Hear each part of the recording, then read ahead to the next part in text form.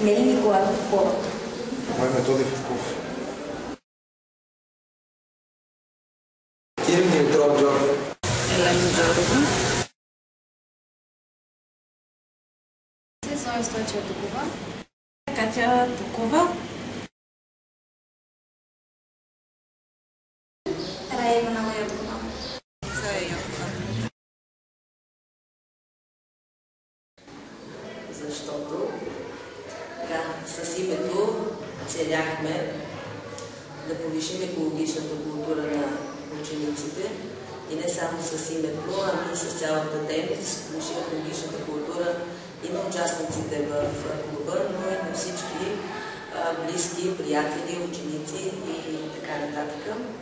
Защото екологичната култура е много важна в времето, в което живеем. Тя се състои от 5 елемента. Това са знания, умения, убеждения, отношения и поведения. И малко са хората, които обединяват тези 5 елемента в едно. На днешно време казах вече, че е много важна екологичната култура, за да я има природата, за да има природата и след нас. Като участвам в екоклуб, който се грижи за природата.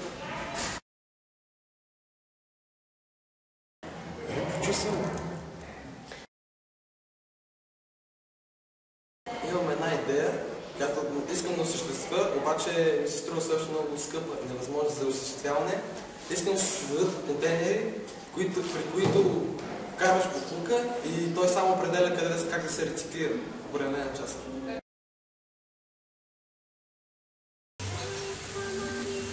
Първо място, като шофьор бих поправил още малко пътищата. И повече площадки за децата. Най-редовно правя, даже и в чужбина, защото и там не мисля, че има достатъчно съвестни хора. Родителите.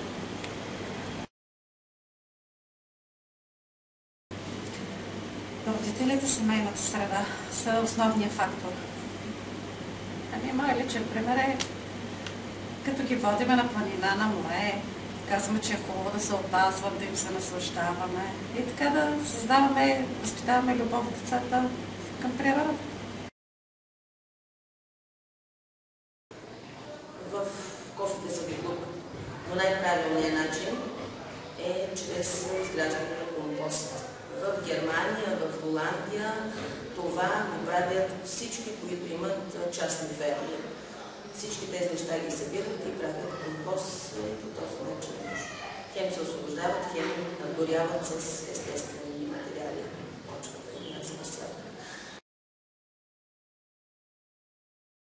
Защото ние искаме да отключим зеленото в себе си, а това няма как да стане без нашия екоключ.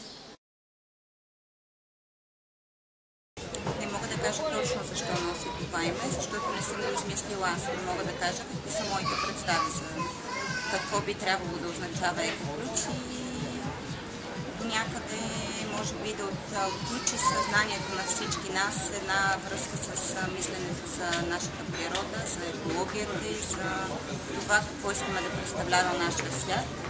От една страна да отключи това в нас самите, от друга страна и да ни подскаже, че това е нещо ценно, защото всички ценности, повечето хора ние се включваме по един или друг начин. Да, особено хартийки от бомбони, а даже някои пъти дъвки оставени върху чиновете в училището. И чашки, пластмасови.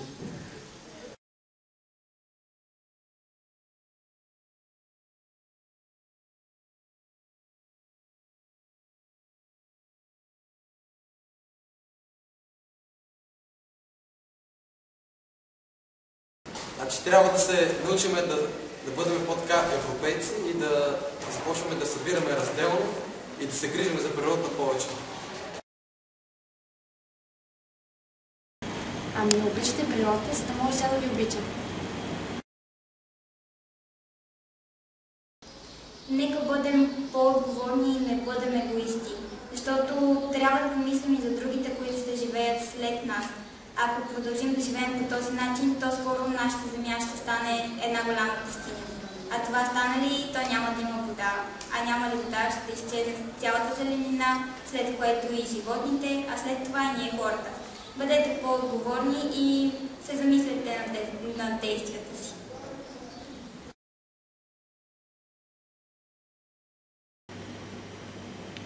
Моят призъв е такъв. Аз не искам да използвам такива изкопарни думи, ще използвам само две мисли на двама учени. Гьоте е казал, че природата е творец на всички творения. А един друг швейцарски математик е казал, че природата действа по най-простия начин, така че ако ние ползваме тези две мисли и сме творение на природата, значи трябва да действаме по най-простия начин, а това е начина като я обичаме. И тя ще ни се отблагодарява с обич.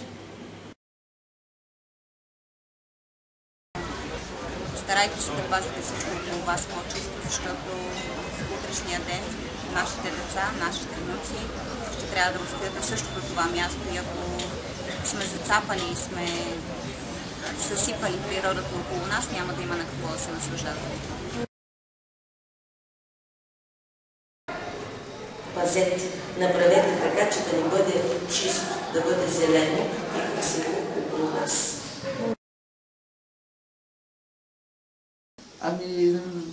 Нека всички да се стремим, поне доколкото е в рамките на нашите възможности, да пазим чисти водата, земята, защото без нея и ние няма да можем да живеем, така че пазете природата. Благодаря много.